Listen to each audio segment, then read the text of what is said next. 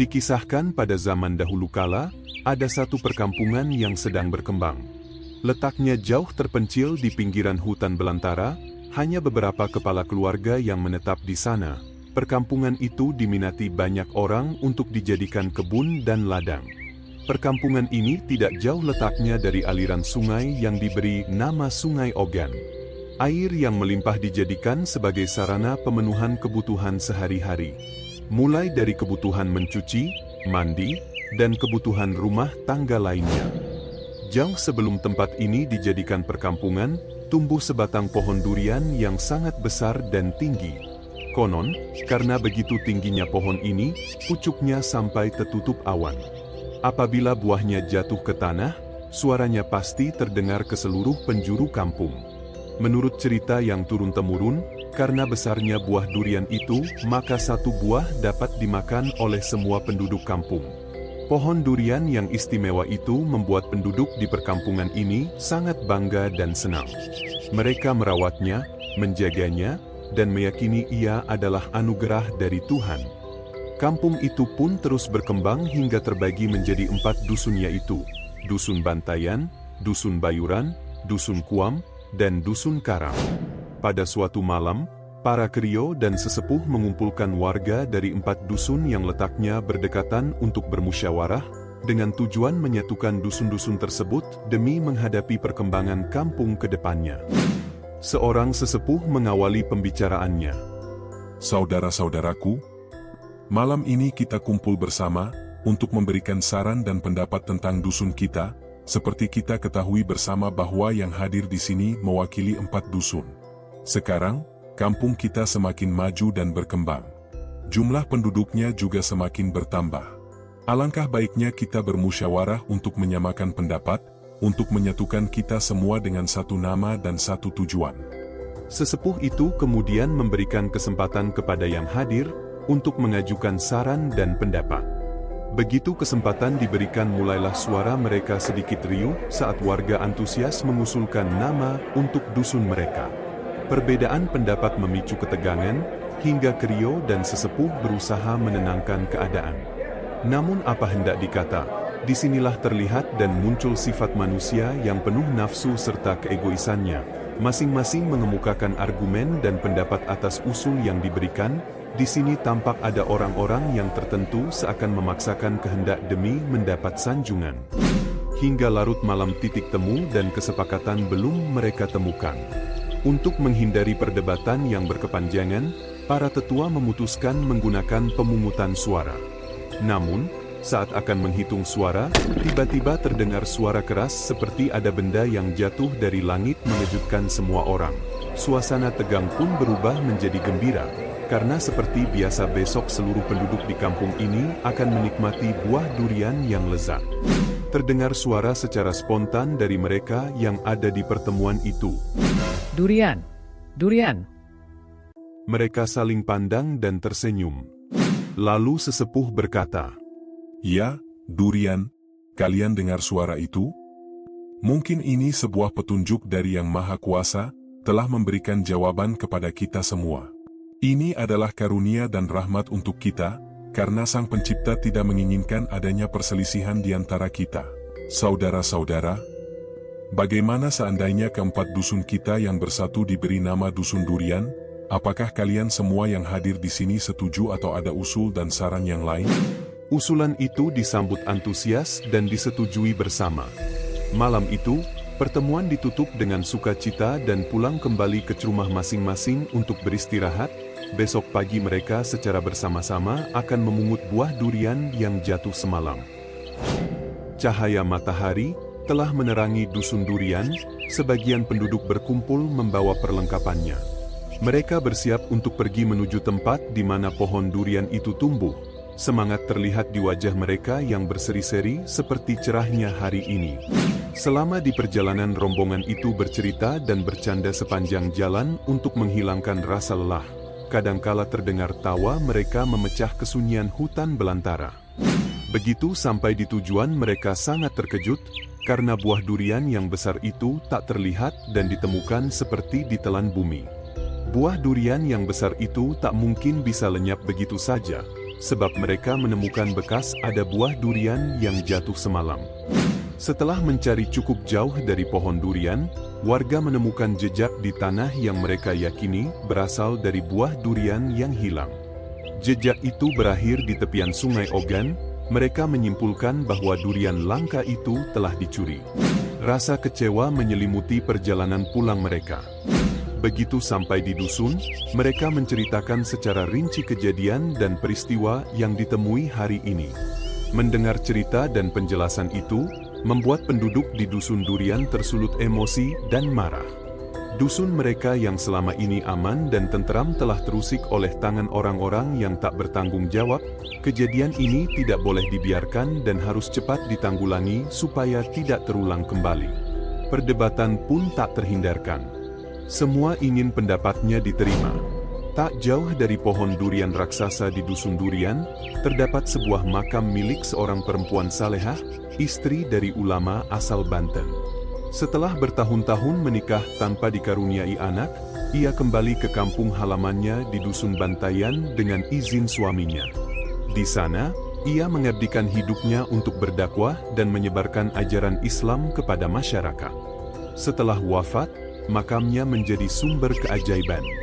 Selama 7 hari 7 malam, makam tersebut memancarkan cahaya terang yang membuat siang dan malam tak dapat dibedakan. Satu keanehan lagi, tanah di makam itu selalu bertambah tinggi. Peristiwa ini diyakini sebagai tanda kemuliaannya, bahwa ia adalah seorang muslimah yang dirahmati dan mendapat tempat mulia di sisi Tuhan. Pada malam yang tenang dan indah, ketika cahaya bulan dan bintang menghiasi langit, sekelompok pencuri dari dusun lain diam-diam menyusup ke hutan tempat pohon durian itu tumbuh.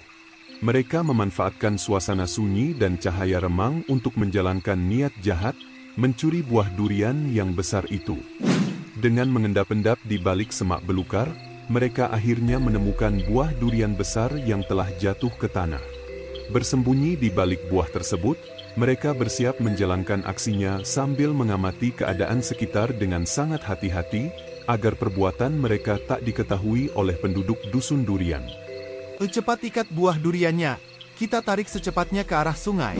Saat para pencuri belum selesai mengikat buah durian, tiba-tiba sebuah benda bercahaya melesat dari langit dan jatuh tepat di makam perempuan salehah, tak jauh dari pohon durian.